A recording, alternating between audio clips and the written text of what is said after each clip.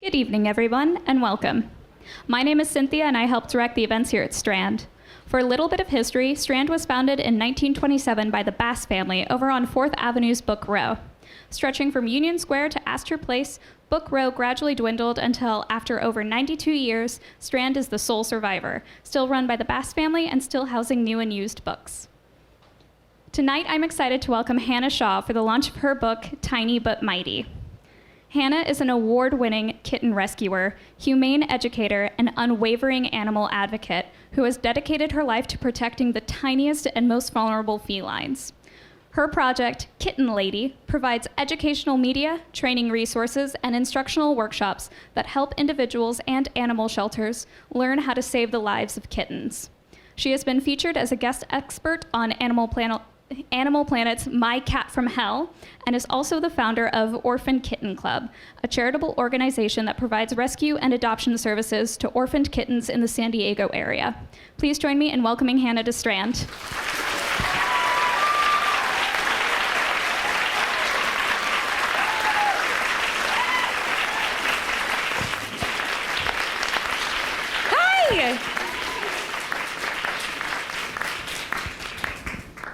Oh my gosh, you guys, I'm really, really excited.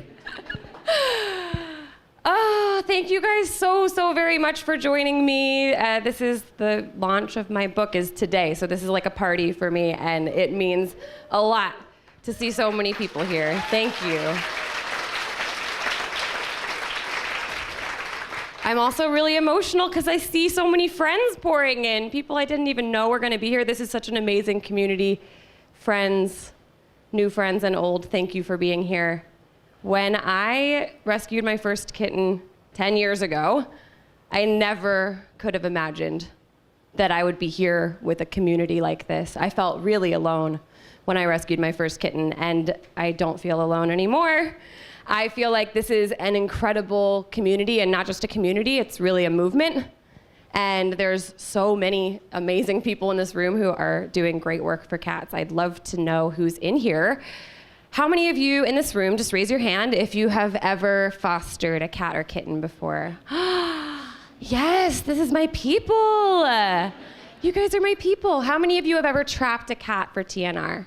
Yes. I know you, Lewis, you do it all the time. How many of you have adopted a cat? Great, wonderful. How many of you volunteer or actively volunteer somewhere in New York City? Or outside of New York City, volunteer. Okay, great, wonderful, yes. And how many of you aspire to do more someday for cats? Hopefully, a lot of you. Okay, well, you guys are awesome. I'm probably gonna cry tonight because I'm really emotional, and I just love all of you guys sincerely. I was thinking about what I wanted to say, and really the thing that I want to say more than anything is how much this really does feel like a movement, and how much I hope Tiny but Mighty can be, play its small part in propelling this movement forward so that people have the tools they need to be able to save the most vulnerable lives. I called my book Tiny but Mighty because little kittens like Hank here, the cover kitty, they are really, really small and they're really fragile, but they are packed with potential, and they just need our help bringing that potential into reality. But the other reason I called it Tiny but Mighty is because of this, because I realized along the way of my rescue journey that big movements are made up of tiny individuals, and that feels really empowering because I'm just one person, but you guys are all just one person too, and together we can do a lot. I am really hopeful that this book will inspire more individuals to get involved. That's really my dream.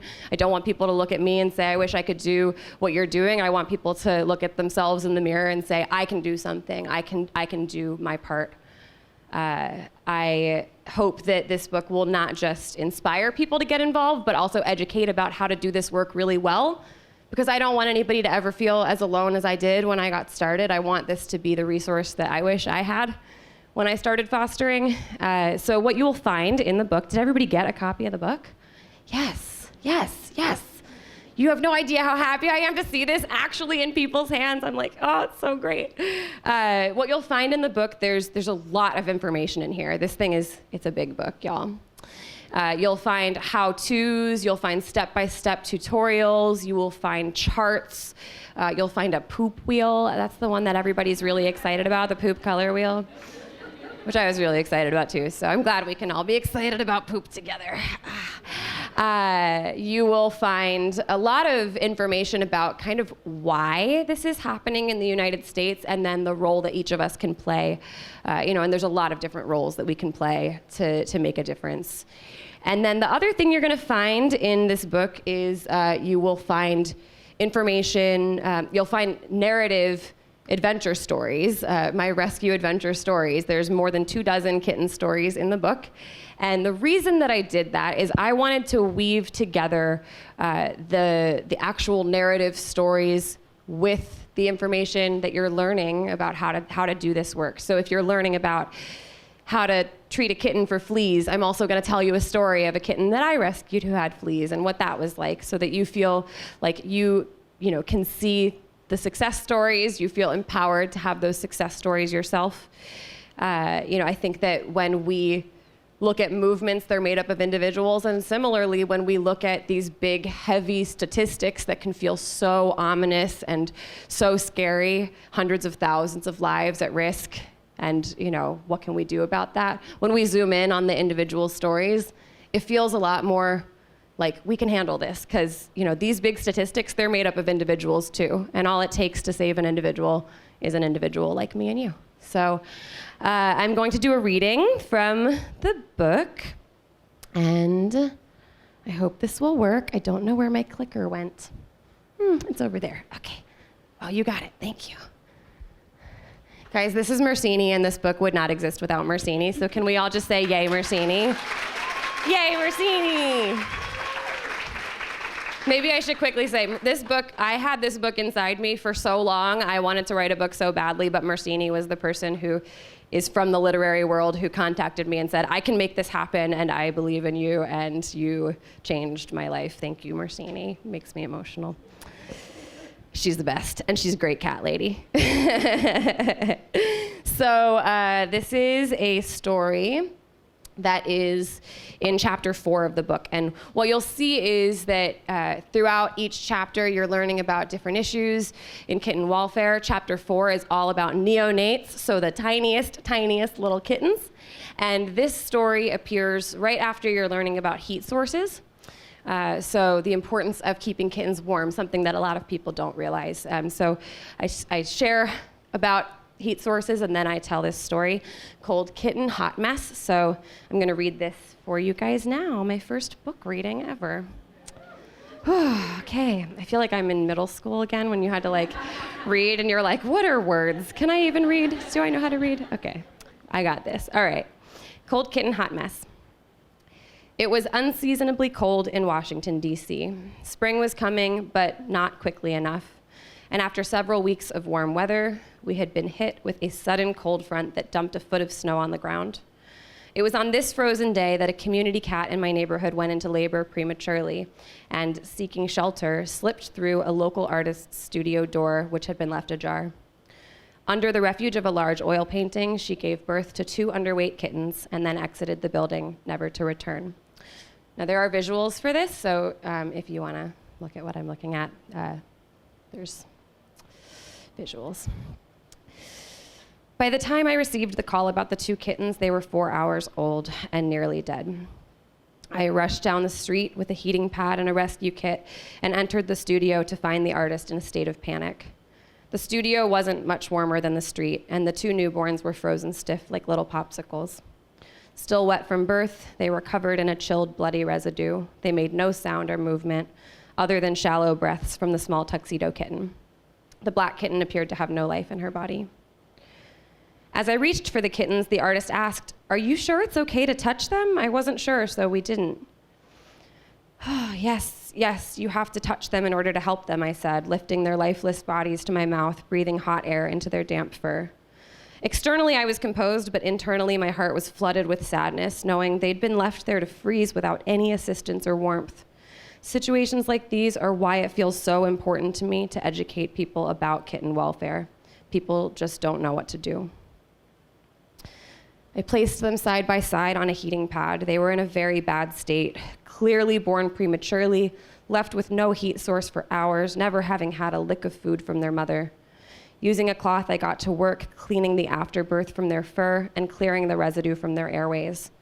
I brushed their bodies vigorously with a soft bristle toothbrush, trying to get their blood flowing. After a few minutes, the little black one began to breathe. The artist gasped. The kitten was still alive after all, but barely. A cold kitten is a dead kitten. Neonates cannot survive without a heat source. Once it was clear that the kittens were still clinging to life, I brought them back to the nursery. I named the little black kitten Mink, and the tuxedo kitten was Badger. They were underdeveloped and so tiny. It doesn't get tinier than a preemie. Despite everything that we tried for Mink, she sadly passed on her second day, leaving baby Badger all alone to fight for his life. Badger spent his first 3 weeks of life alone in an incubator, nesting like a little baby bird who wasn't yet ready to hatch. My heart broke for him as he wiggled around, navigating the world with closed eyes and no mother or sister to cling to. He did have a stuffed puppy and a stuffed moose, which he'd rest his little white chin on during his long naps in between feedings. Very cute. Every few hours, I would lift his tiny body, weigh him, feed him, help him go to the bathroom, clean him up, and give him approximately 1 million kisses before placing him back in his warm isolation unit. Now, as a preemie, Badger's body developed roughly 7 days behind schedule throughout the duration of his upbringing. His umbilical cord clung on until he was 12 days old. His eyes opened at 16 days old, and his motor skills were delayed. It felt like he would be a little guy forever. As his body grew, it became very clear that the cards were stacked against him. He had a belly full of parasites, skin that flaked off in chunks, and a congenital defect called megaesophagus that caused him to regurgitate his food. He was constantly gassy, and his bloated belly gave him this very pudgy, pear-shaped look. It's an unbelievable photo. With all of his woes, I jokingly referred to his condition as neonatal hot mess syndrome. He was a mess, but he was my favorite mess. In all our time together, he'd become my little sidekick. Some would lose hope for a kitten with so many troubles, but I'm not one to give up on a baby who so clearly wants to live. For as many troubles as he had, Badger would gulp down meals like a competitive eater, seek human interaction, and melt in your hands if you gave him a gentle scalp massage.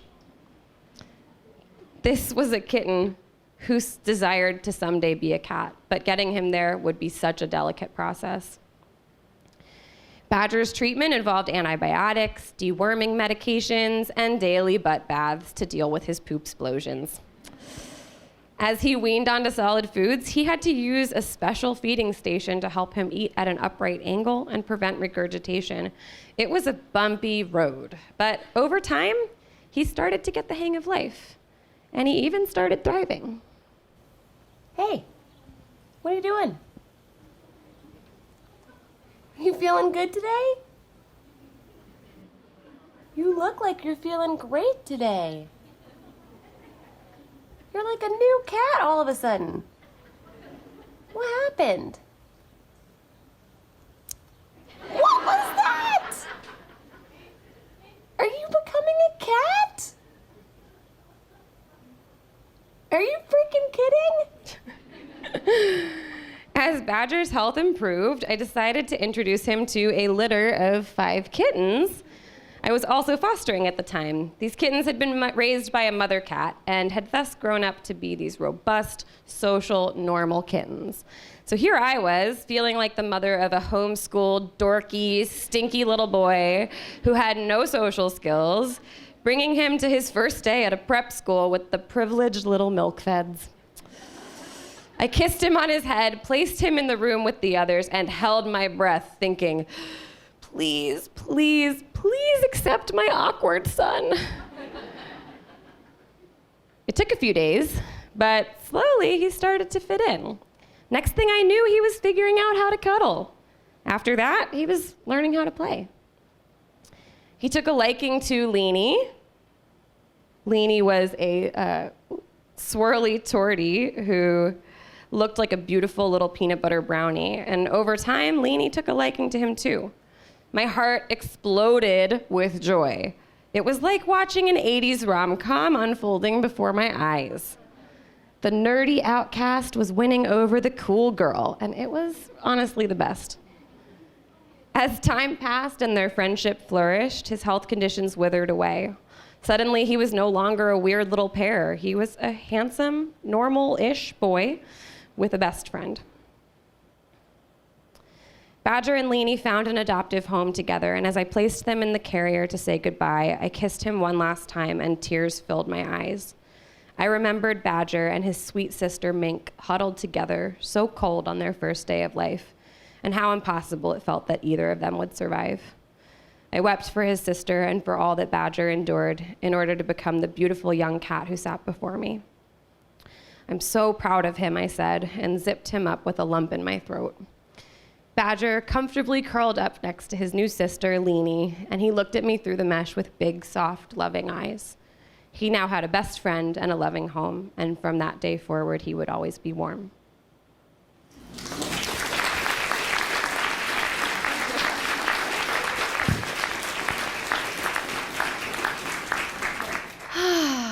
Okay, I'm not alone in crying. Thank you, Mercini. I appreciate the moral support. Thanks. I know Badger was a really special kitten to me. I think a lot of you felt the same about him if you were following him at that time. Did anybody get to meet Badger when he came to New York? A couple of you? Yeah, Badger came to an event here last year, yeah. Badger's story was really special, but unfortunately, it's not unique. There are a lot of kittens who are just in this exact same position, and my hope is that this book will give you the tools and the inspiration to go help your own kittens like Badger. There is a table here from New York ACC where you can get more information about how to do this in your community, but you're also surrounded by other advocates who live here, who are local, who would love to talk to you. There are some really, really amazing people in this room, so please, let's make this a community. Let's make this movement be something that's cohesive, where we all know each other, we talk to each other, exchange contact information with someone, even if it's just your Instagram handles, you know. Become friends with someone here tonight. Talk with ACC about how you can help. You know, honestly, my life would not be even a fraction of as rich with, you know, rescue and with the ability to feel impactful if it weren't for me just making connections with other people. So to that end, I want to bring up a person who's really important to me, Christina Ha. Christina is, please come up, Christina. And I'll tell you about how amazing she is. Christina is one of my favorite friends in the entire world, but she's also an incredibly important animal activist who is here locally in New York City. Christina is the founder of New York's first cat cafe, Meow Parlor. Anybody go to Meow Parlor? If you haven't, you gotta go there. She's also the founder of Cat Camp NYC, which is my favorite. It's just the best event. It's an advocacy event, and Badger actually got to come to it last year. It's a great advocacy event that happens annually here. Christina is an amazing, amazing advocate and a really, really important friend to me. So we're gonna have a discussion up here, and then we will invite you guys to ask questions at the end, and you can ask questions for me or for Christina, who's local here and someone everybody should know. So yay, Christina, thanks for being here with me. I think we should end here. Wow. Is this on? Oh, there it is. This book is incredible. I mean, I just finished reading it last night, right before midnight, and I felt like I got in right before the end of the race. And I was just, you know, having known you for now 3 years, I think that it's such an incredible way to sum up everything that's in your mind, getting it out there, and I think it's a game changer. I think that so many kittens will have a different future because of you. We're both going to cry a lot. We can't do this. We can't Don't look at me, each other. Christina. Stop looking at me. Yeah, like those cats that are mad at each other. Let's hiss.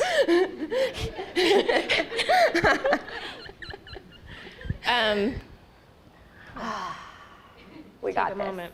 We got this. So you got started 10 years ago. 10 years ago, you found Coconut, who's, by the way, the best cat ever. You know, she is the cat that, like, oh my God, I wanted to steal her because she is so good and she is so perfect. Well, what did you say to me earlier today? You said if our friendship ever breaks up, I get to keep Coco, and I was like, how does that work? That's 100% how this works. I get to keep Coco. I'm gonna fly there, pick her up, and take her home. But over the last 10 years, so much has changed, and you've been leading a lot of that change, which I think is so incredible. And from your perspective, what do you think? What have you seen that's changed? Oh my gosh. Well, when I got started 10 years ago, I got started just by rescuing kittens off the street, but when I got involved in working with shelters, it was a totally different world than it is now. I mean, there were not even foster programs at most of the shelters that I was working with. There was no foster program. I moved to North Carolina early in my rescue life, and there were still over a dozen shelters that used gas chambers to euthanize there. Things really, really were a different world.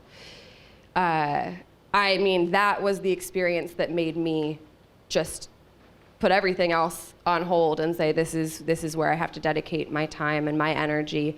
There was no community, there was no online community for cat stuff, and there certainly was no community that I could find to be part of that was focused on neonates. I think a lot has changed now. Pretty much every shelter has a foster program, and not just has a foster program, but it's an important, like, integral part of sheltering now that of course you have to have a foster program. And I think the community is learning more and more all the time about the importance of fostering. I think that these things come in waves, and there was this big push for adopt, don't shop, big push for spay and neuter your cats and dogs. That's what Bob Barker always said. But I always felt like, why aren't there's not a big push for, we need fostering, we need more people to know, not just about fostering, but about these little tiny kittens. I think social media has helped with that a lot, because people can follow the stories of other people and see real life people doing this in their home and say, hey, I'm a real life person in my home, I could do this too.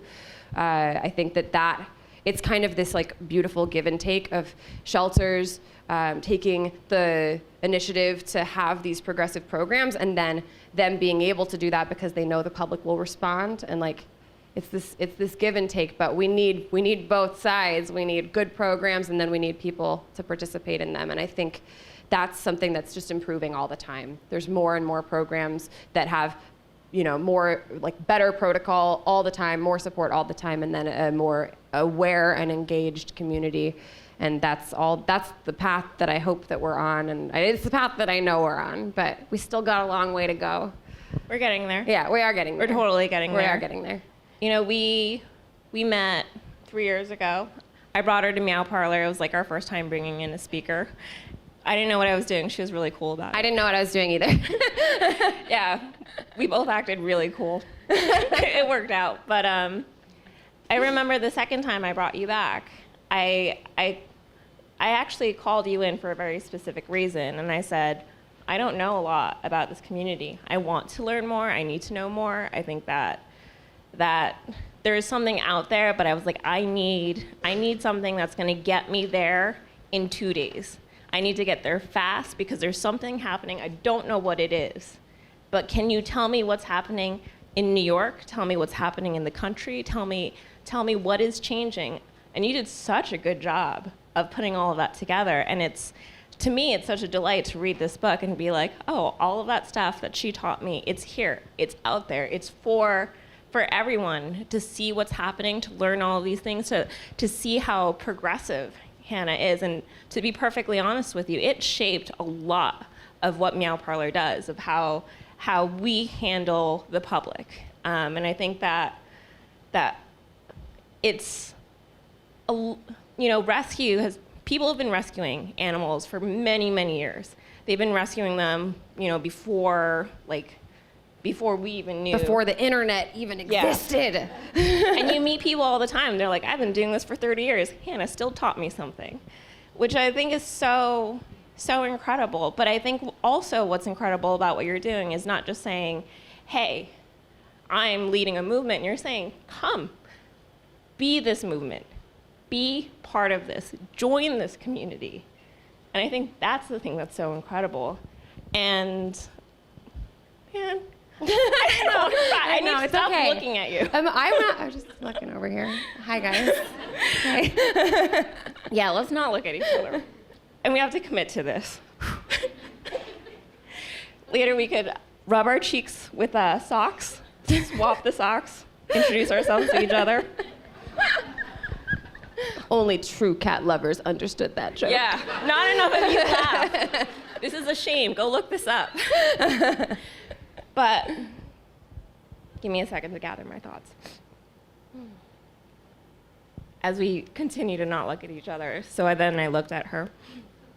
But, I think that one of the things that I found that was so incredible about you is getting to know you were the incredible, such strong people that you surround yourself with, that the idea is that advocacy is a community. It's never just the one person. There's, the idea is that things just don't happen on its own, that there are people there. It's not just you yourself. I'm the only one who could do kittens. I'm the only one who can do butt baths. I cannot do all of this alone. But I think what I've been finding is so incredible is the idea that you lay it out in your book that it's not just about kittens, it's about people. It's a people game. It's empowering people to get involved in this community, and it's empowering people to be open about how they feel, about compassion fatigue, and I know that's something that you're super passionate about. Yeah, there's an entire chapter in the book, chapter 8 of the book, and there's a section in that. The whole chapter 8 is literally just about people and taking care of the people part of animal rescue. Because, by the way, we are animals. I know not everybody knows that, but you're an animal too. You have to take care of yourself to be able to do this work. But there's a section in that chapter called We're All in This Together, and it's about that because, I say it in the book. People always say, I love animals, but I hate humans, and I don't want to, work with humans. And guess what? If you want to save animals, you have to not just work with other humans, but love other humans. You have to, because no one can do this alone. Honestly, thank goodness for all of the people in this room who I know who are doing important things. Because, and I'm looking directly at certain people who I know. I'm like, I know you do good work. Because we all work together, and nobody can do everything. Without Lewis out there trapping all the cats in Queens, we would have more and more kittens that have to come and be fostered by Christina so that they can go into Meow Parlor. There's just, the community part of this can't be overstated. And I think the cool thing about that is there's more and more opportunities for the community to really come together. Events like this, events like Cat Camp, which you have done an amazing job with, where, it's an opportunity for people to learn and also, grow together. That means so, so much to me. That's been one of my favorite parts of knowing you, and I'm not gonna look at you, is the community impact, and I think that's had a big impact in New York City, and even outside of that. But absolutely, we cannot do this work without having the ability to work well together. And that doesn't just mean surrounding yourself with good people. It also means being a good person for other people to surround themselves with. So in the book, I talk a lot about not just how to find your community of people who you want to surround you, but also how to be a good, balanced person in rescue who, knows when to step up and be supportive, and also knows when to say, I can't do that.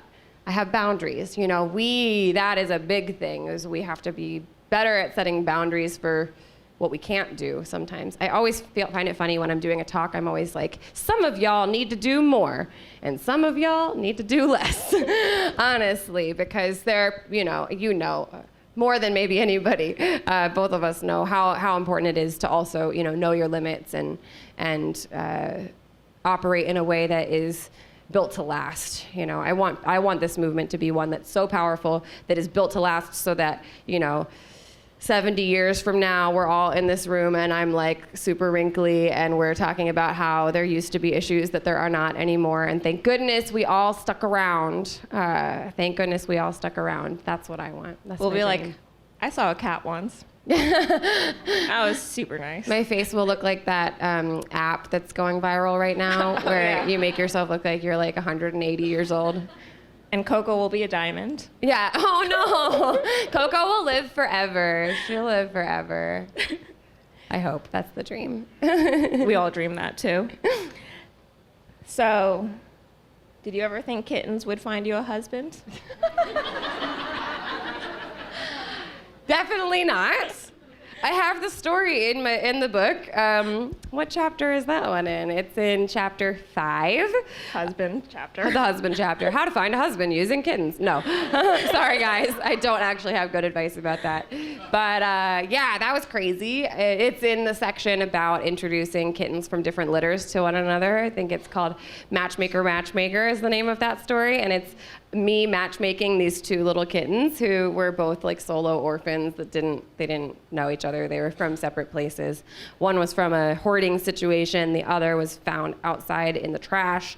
And these 2 little babies, I had to raise them separately because, of course, when you are raising babies from different litters, I want you to do that separately from one another for at least 2 weeks. The quarantine period is really important for the health and safety of everyone. And so, at a certain point, I was going to be introducing them, and I thought this would be cute to get like some professional photos taken of these 2 cute kittens meeting each other for the first time. So I contacted a photographer who everybody was going, you need to know this guy. He's like a cat photographer. I was like, that's weird. That's not a real job. And actually, funny story, people have been telling me about him for a while, and I didn't even look it up. I was like, whatever, I don't know what that is. And then somehow it like came up on my screen. And I contacted him, and then I saw a picture of him, and I was like, what? I was like, he's a cat photographer, and he's handsome. And I was like, hi, I'd like to book an appointment. I didn't know what would come of it, other than I wanted there to be some cute pictures of Bruno and Boop meeting together. But yeah, that was a fun story, because I did a matchmaking experience for these kittens, and they ended up being the ones who introduced me to Andrew, who is now my fiance. So yeah, crazy. Well, and that's the cool thing about getting involved in rescue. Like, you have no idea what path you're going to go down, both in terms of who you'll meet, the friends that you make, and then also like the personal development that you go on through it. Like, I would not be who I am at all without these experiences that you take on sometimes, not even knowing what's going to happen. I mean, like, a big part of doing this work is just kind of having like the chutzpah to say, like, yeah, maybe I don't know what I'm doing, or maybe I'm not sure how this is going to turn out, but I'm going to try it. I'm going to do it. I'm going to take on these kittens, or I'm going to introduce myself to this person who, I don't know from the internet, but they seem like they're doing good work too. And that's how I met Andrew. That's how I met you. That's how I met so many people in this room, where it's like, hey, I think we both have something in common. What can we do? You don't know the amazing path that you can take. Oh, absolutely not. Yeah. I sent her this email, and I was like trying to be impressive and trying to say like I started a thing, but I like wasn't entirely convinced. Meow Parlor had been around for like 2 years at that point, but like still wasn't entirely convinced I knew what I was doing. And now looking back, I totally did not know what I was doing at that point. But you took the first step. Oh yeah, and then she like wrote back, and it wasn't a threat at all, but it kind of was, and she's like, lots of people contacted me today. I will go with whoever books me first. So I like was in bed. It was true. A bunch of people from New York. It was so weird. So and I was like, I don't know what to do. I don't feel like I can do all of them, so. Yeah, I got out of bed, went to the bathroom, and was just typing on my computer, and I was like, I see that you are up late like I am. And I was like, I'm determined to do this. And it was like, actually, part of it was competition. And I think both of us are highly competitive people. And I was like, there's no way someone is going to beat me. I'm already up, I'm sitting on the toilet, and I'm typing this out. And That is so you. That is so you. And she was like, oh, you want to get on a phone call? And that's what it is. And I think that one of the things that I've been finding that's super cool, and I think we do this to each other all the time, is we compete. Not in like a, oh, how many kittens does Hannah have sort of thing, but it's like a, you know, Hannah did something really awesome today. And it's like, can I do something that's awesome as well? And I think that that's part of also about building a community around you, is having the support that's there. And the example of other people, like I am so inspired by watching what other people do, where you're like, that is so cool. I want to do that. That's awesome. You are one of those people, of course. Christina is Stop looking at me. Christina's always doing crazy stuff.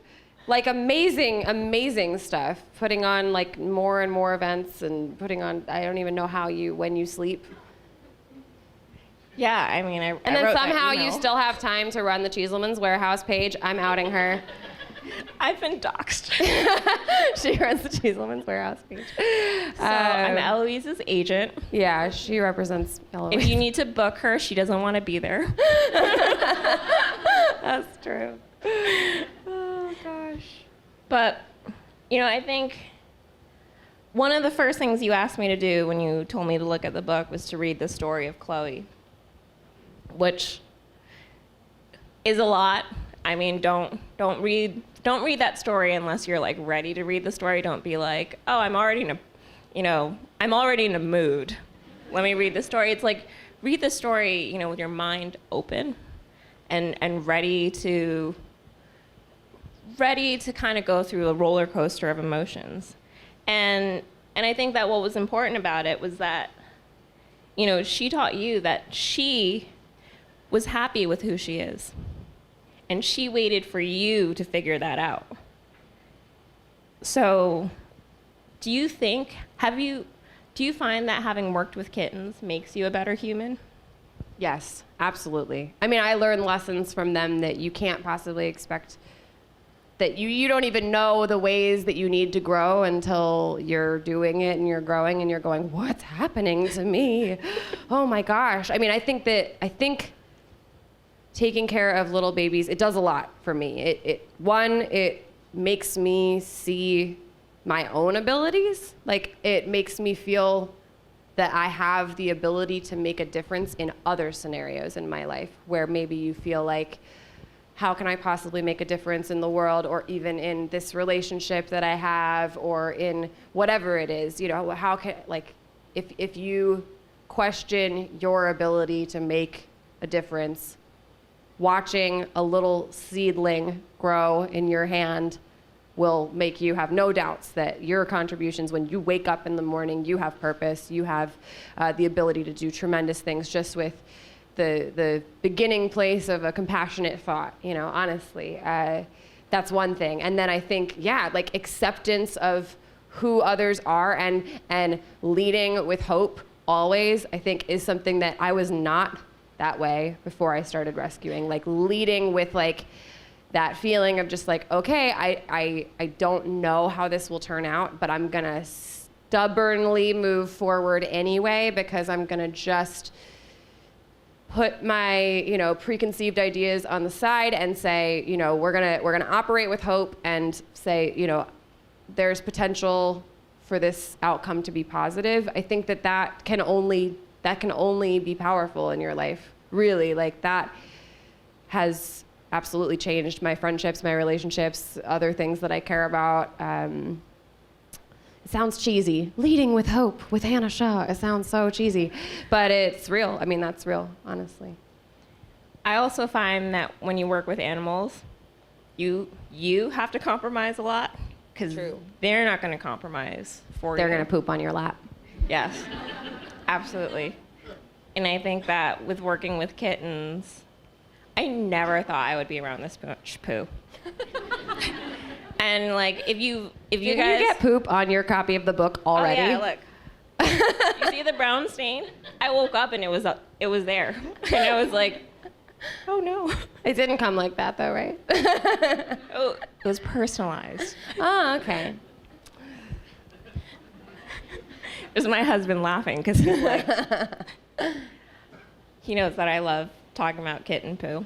Well, this is the other good thing about having a friend in rescues. You have someone to talk about poop with and send pictures of healthy poop and unhealthy poop too, which I know we've both sent each other our fair share of. That was my first text message to her. I was like, what is this? And she's like, oh, it's yellow. And if you haven't seen, there is a poop chart in there, so you don't have to text anyone. You can just look at the poop chart and be like, what does yellow mean? You should also go to a veterinarian and get a fecal exam, Oh, yeah. but it'll send you in the right direction. I think. Yellow would be like, you should go to the veterinarian. But if you're like, oh, Unless it's mustard yellow and then they're just a healthy bottle baby, perhaps. yeah, that's Yeah. covered in there as well. Yeah. Yeah. I guess. How has writing a book been different from, putting together your Instagram and your YouTube and all of that? It's been really, really good because brevity is not easy for me. I have a hard time compiling everything that I want to say into like a 1-paragraph Instagram caption or even an 8-minute YouTube video or even a 2-hour talk. Like I do 4-hour talks and I'm still like, man, I wish I could have said more because I have a lot to share and I want to share. And so this was awesome because I was like, I get how many words? And then I went over by like, an extra 25% or something. And I was like, what do I do if I still have more to say? It was great. I'm happy that I have a place that I can send people that really feels like it has everything in it. It does.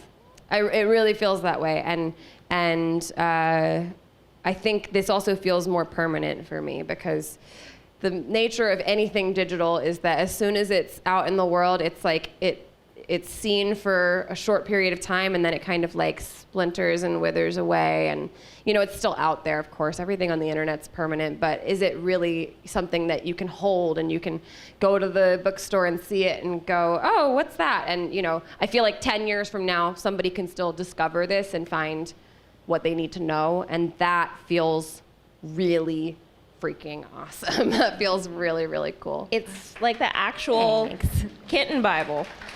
That's what Ellen said, and it was such a compliment. I was like, oh my gosh. No, They're going to have to put one in every bedside table at every hotel in the United States. And every shelter. Before people go into the shelter to surrender their kitten, take the book. Here, read this 100,000-word book really fast before you surrender your kitten. All right, so I think now we're ready to open it up to questions, if anyone has any. And I think that we're just going to project if you have a question. But please, first of all, don't be scared to ask a question. Maybe you have a question inside of you and you're like, oh, it feels kind of scary to like say something. Like I get scared to talk in front of people all the time too. It's okay. This is like middle school, and this is your chance to conquer those middle school fears. Stand up and ask a question or say something that you want to say. Yes.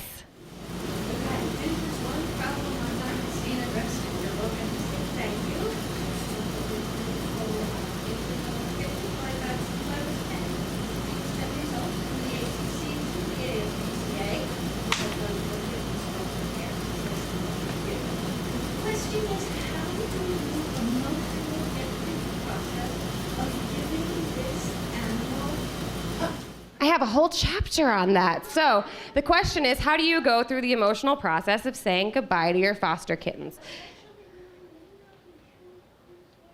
Sure, yeah. So I have a whole chapter. Chapter 7 is called Preparing for Takeoff. Chapter 7. And preparing for takeoff is not just about like how to physically, it is about how to physically get your kittens ready for adoption, how to find adopters, stuff like that. But there's a whole lot in here about coping with saying goodbye. And the truth is that feeling that you have of like that bittersweet feeling, that is normal, positive, and something to lean into, not something to say, oh, I'm not cut out for this. A lot of people think, I'm not cut out for fostering because I would love them so much that I wouldn't be able to say goodbye. And the truth is, like, loving people are the people who are cut out to do this. If you don't feel emotional about your kittens, you're not you're not doing something right. You know what I mean?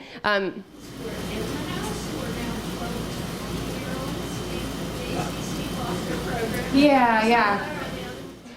So staying goal-oriented is really important, and the goal of fostering is to say goodbye to your kittens. That's why I always say goodbye is the goal, and staying focused on that goal is an important thing, because when you say goodbye, you enable another kitten to have a spot in your home. So I'm always thinking, once they get to 8 weeks, and honestly, a way that it helps me frame it too is like, once they're 8 weeks old, I'm like, you don't need me anymore. Like, you needed me when you needed me, and now you can go fill someone's home with love for 20 years plus. And that's an amazing gift that you give someone just by fostering for a number of weeks. And then, you save a spot. It's like I picture the kittens who are in the shelter going, save me a spot. And I'm like, I've got you. I'm saving you a spot. Trust me. And those 8-week-olds, I look at them and I'm like, why are you here taking up someone else's spot? I love you. Now get out there, kid, and go get a home, And sometimes, like, joking about it like that is a way to like put yourself in the right frame of mind. But it is important to know, like, everybody feels emotional when they say goodbye, and that's good. The day that you stop feeling emotional about your babies is the day that you're no longer good at being an amazing person for your babies. So the emotions are good. Having emotions in life is good. I'm standing up here crying in front of all of you with Christina. It's okay. Crying is normal, feeling things is great, and when you watch a beautiful movie and it's filled with emotions and you're just like crying thinking, oh, life is so amazing, like that's what fostering is. You go on a journey, and that's cool. People pay money to go to the theater to experience a journey that's beautiful and makes you cry. You could do that in 8 weeks in your home. Oh, totally. With lots of poo. Yeah, there is poop involved. Yeah. It's not as cute as a romance movie. Okay, let's take another question. Yeah. After your experience with Joshua, are you open to taking in different kinds of animals on more regularly? Yeah, the question is about, I took in a piglet recently, and the question is, am I open to doing more babies of other species? Yes, absolutely. So I have actually fostered lots of different species of neonates in the past, but I mostly focus on kittens because they have the greatest need. I've done squirrels and possums, raccoons, and puppies, and I have done one piglet now, and that was a wild ride and amazing, and he's so funny, and pigs are great. But yeah, no, I mean, my goal is that that eventually we will have more space to be able to do different species. I'd really love to be able to work with orphaned farm animals more, because that is something that happens a lot, especially calves, baby goats. These animals, they need somebody to take care of them too. In the sanctuaries, they're not always able to take on the little neonates. So yeah, that's definitely a goal for me. It's funny, Sonia, who works with me with Orphan Kitten Club, we've been working together since I moved there a year ago, and a couple months in, she was like, you know what's funny about you? And I was like, what? And she was like, you're not really a cat person, you're a neonate person. And I was like, yeah, dude, I'm like a baby person. Like, I love neos so much. So she calls me Neo Lady because I just love like the neonates. I love all neonates. We went to the shelter and they had neonatal skunks, and I was freaking out. I was like, neonatal skunks, where have you been all my life? I just love the little fragile guys, and I love seeing them like bloom. I love it. So I am a cat person too, but I love all animals, and I do hope to be able to do more other species in the future. But honestly, kittens need it the most, because those are the ones that are coming into shelters with the highest frequency. So no shortage of kittens in need. Okay, yeah. I'm fostering. Oh my God, never talked in front of like. You're good. Welcome. You got this. These are all your friends. I'm currently fostering a cat. He's not a kitten, and he does not get along with like my cat, so I have to constantly keep them separate. My question really is like, I don't know how much longer I can keep doing it, because he really doesn't like my female kitten, and I don't want to like give up on him. I want to keep fostering, but at the same time, I'm concerned about my cat. You know what I mean? Like, I don't know what to do. Should I contact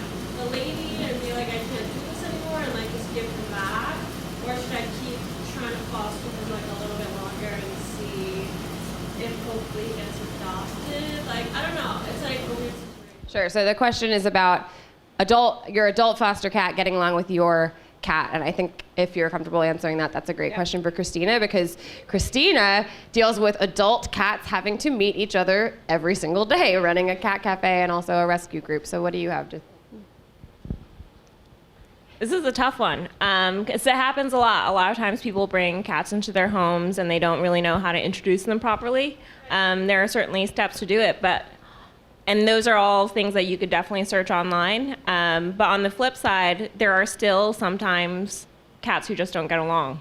And Like in the crate, like the big dog crate, so like it was like that for the first couple of days, and I slowly tried to like sniff the cage and like do that, but like he attacked my cat like kind of bad, so like I have to put it back in the cage, and right now I'm just concerned for like the well-being of my cat, and I don't want to like give up on him.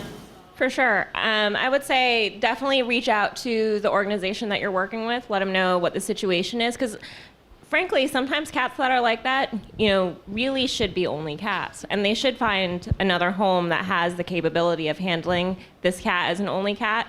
That's not you giving up on this cat. It's you thinking about the well-being of the cat and thinking to yourself, what does this cat feel, and what is the best thing for this animal? And you are taking the steps to go ahead and do that for the animal. And while you may feel like, oh, I'm giving up because the cat's not in my care, you are making a conscious decision on behalf of this animal. And if your cats, the thing is that maybe your cats don't like adult cats, but you could still foster a different type of population. It's a matter of working with the organization that you're with, being open to the idea that, you're the one that's advocating for them, and you are making decisions on behalf of all the animals that are in your house. And so, taking a stance and saying, hey, this is maybe not the right situation is actually a really brave and super strong thing to do. I totally agree with you. I think that knowing what you can do and what you can't do, and having the strength to say, this is not working, but something else might work instead, is really good. Flexibility is everything. That was a great answer, Christina. Thank you so much. And I don't have any sense of like what time it is, so we'll keep going. We'll do 2 more questions. Okay. Oh gosh, now it's really into, okay, all right, okay, we got fingers pointing at you, so we have to take a question from you. So we have 2 younger cats and 1 older cat, and we feed them separately, but we feed them the same food just because they'll eat like different amounts. And then they're always trying to sneak into each other's food, and it's really annoying because we have to keep them separate, even though it's the exact same stuff. So how do you feed all your cats without them like eating each other's food? Sharing is caring.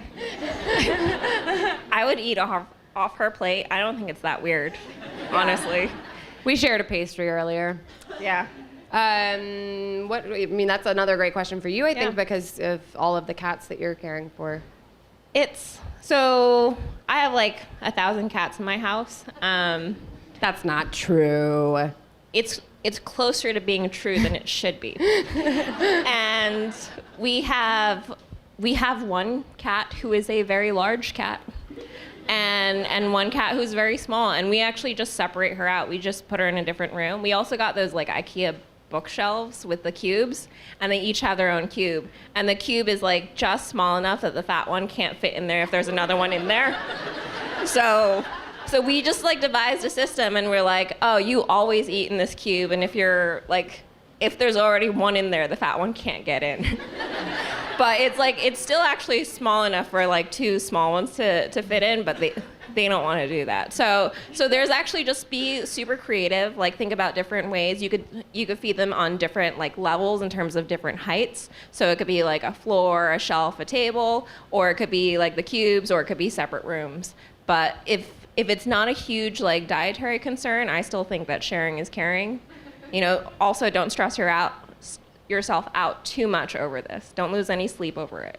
Yeah, I think creativity goes a long way, and I totally agree with that. There's also some feeding things that you can buy, some feeding bowls that are microchip activated.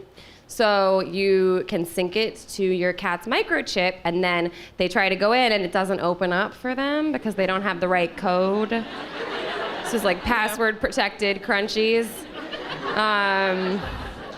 So that's another thing you could look into. My friend Candace over here, who's one of my favorite people in the world, Candace, say hi to everybody. That's Candace. She's the one best. of my closest friends, and she feeds her cat Desmond in the bathroom, and he has a whole routine where he goes in the bathroom, and then he gets his food, and then when he's done, he gets in the bathtub, and you have to spank his butt. And that's the Desmond routine, and I love staying at your house because you got some weird cats. Yeah, the routine. This is where you go. This is where you go. I feel like that's a big. Yeah, and it's rewarding for Desmond. He wants to get spanked, so he knows if he goes to the room, if he finishes his food, then he gets his spanks. You know, cats are all unique in their own beautiful ways, and Desmond is no exception to that. Okay, one more question. So I recently finally was able to start working with neonate kittens. Cool. And a question that I had for you is, it seems like in your house there's always a ton of them, and you have the nursery there. How do you deal with sleepless nights when you have to wake up every 2-3 hours to feed them all? Yeah, so the question is about waking up in the middle of the night to take care of neonates. How do you deal with that? Well, one thing I would say is that don't do it all the time. Like, don't always have 2-week-olds in your house, right? The good thing about working with babies is, you know, most of the time you're not getting 0-day-old babies. Sometimes you do, and then you do have a couple weeks of, you know, waking up in the middle of the night. But whatever age you get them, you're really counting down to 5 weeks when you're able to wean them and, you know, sleep through the night and all of that.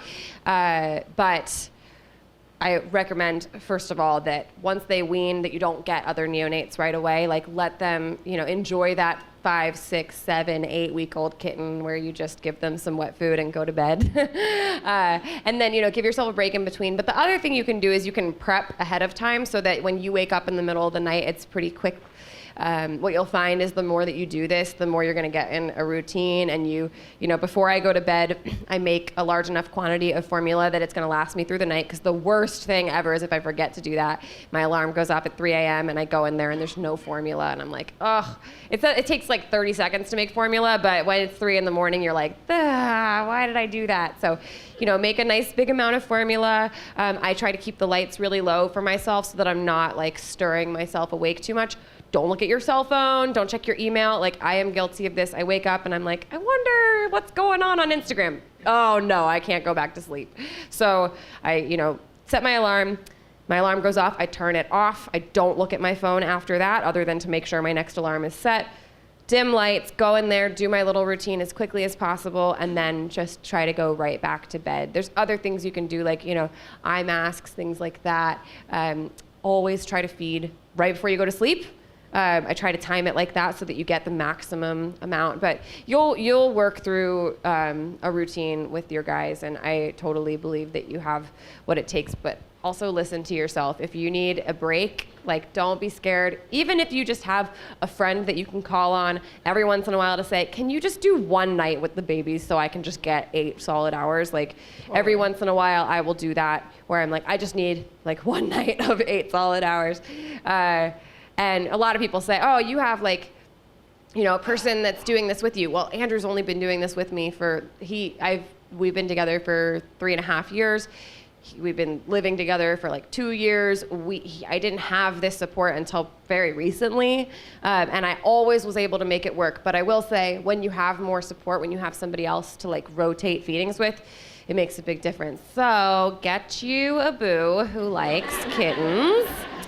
Important. And that will make a lot of difference too. Yeah. I actually have trouble going back to sleep if I wake up at night. That's why you send me crazy emails at 3 in the morning, like, hey, I made this candle with your cat designed on it, and your cat is dressed as like the freaking Pope, and she made me prayer candles of my cats. Yeah. How do you find the time? That's because when I wake up, I can't go back to sleep. But what I found was that if I was tired enough, I could go to sleep actually pretty early. And then I kind of rearrange my night so that I do work at home sometimes. Like, I do some work while I'm at home. And it's not necessarily like work. Sometimes it's just like I want to do my emails, or I like want to edit some photos. I want to do something. So what I did was, because it's so hard for me to go back to sleep, I'd wake up at 2 a.m., work on it for 2 hours, and then basically conclude it, feed the kittens, and go back to sleep.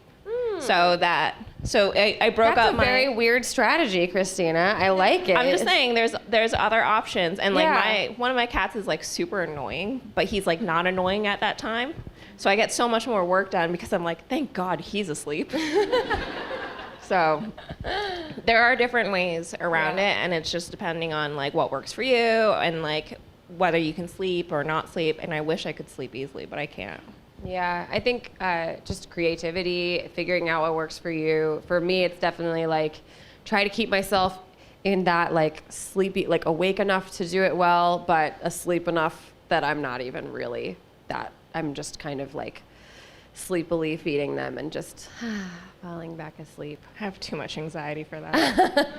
It's if I don't look at them, they'll die. Oh no, I'm looking at them. Trust me. Also, how can you not look at them? They're so cute. Okay, so I think that do we have time for one more? Or are we? Okay, we're gonna do one more question, and I feel you have to pick. Sorry. Oh God, no. Oh, we have a pointed finger. Everyone's pointing to this young lady over here. I can't even see who am I looking at. Oh, hi. You're good. You're good. What does your shirt say? You've got to be kidding me. I love it. So, I know it's mostly school here, but I was wondering if it's possible to also neonates if you really have to school. Sure. So if you are, have a busy school schedule, or if you have a busy work schedule, or if you're a young person, how can you foster kittens? You totally can, as long as you have support from other people, especially if if you are a minor, you have to have support from your family. If you're still in school, you need to have, parental permission and support to do that.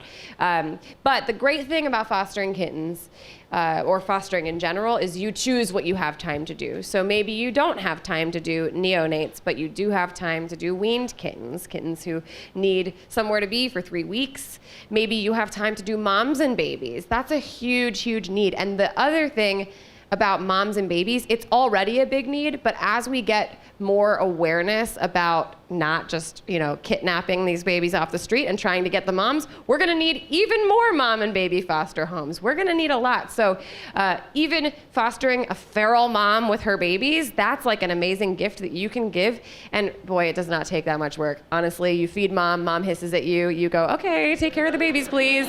You leave. You go to school, you come home, everybody's still doing good? Okay, mom hisses at you, sure, here's some food, huh? And then a couple weeks pass, and those babies are so beautiful because they had their mama, and then mom either, if she's friendly, she gets adopted. If she's feral, she gets TNR'd. Those babies are alive because you did that work in your home, and it really doesn't take much. So, I encourage you to find a population that works for your life and your schedule, and remember that changes. Sometimes you have time to do this thing, sometimes you have time to do that thing, sometimes you don't have time to do anything, and that's also okay. I'm always looking at what's going on in my life and thinking, okay, what can I take on right now and what can't I take on right now? I'm on a book tour this week. I didn't take on any one-day-old kittens this week because I didn't want to leave them at home with Andrew. He would be very upset. However, when I get home, y'all know I'm getting some babies when I get home from this tour. So yeah, it changes. And fostering doesn't necessarily have to be all the way through they're 8 weeks old. True. You can find someone who's saying, hey, I'm a little bit burnt out. And they're like, I need a break. And you're like, hey, I'm here. I can take it for a night. I finish all my homework super fast.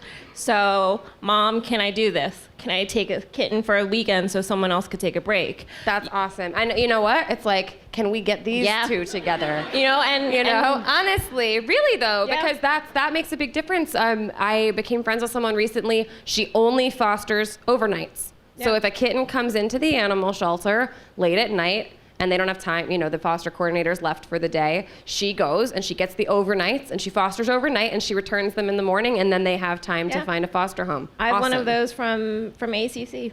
You know, someone took the kitten overnight so that the kitten had a chance the next day, and now this kitten's in my bathroom.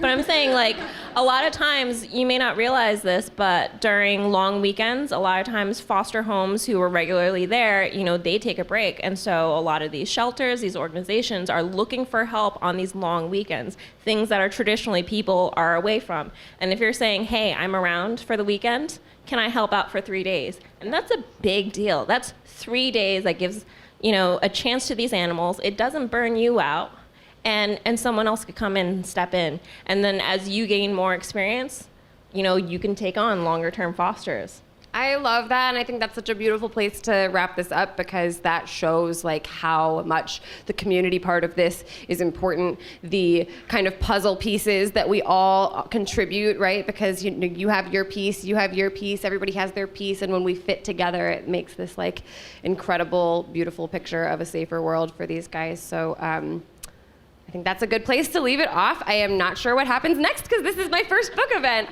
What Let's are we do a doing, round of Emily? applause for Hannah.